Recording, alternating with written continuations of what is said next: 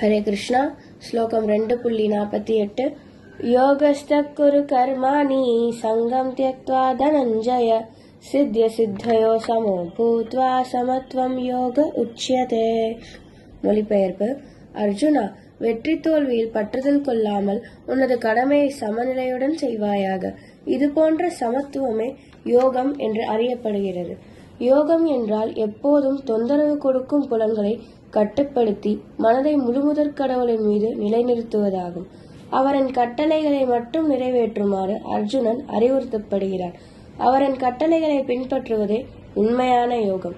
கிருஷ்ண உணர்வெனும் பயிற்சியில் இது பயிலப்படுகின்றது.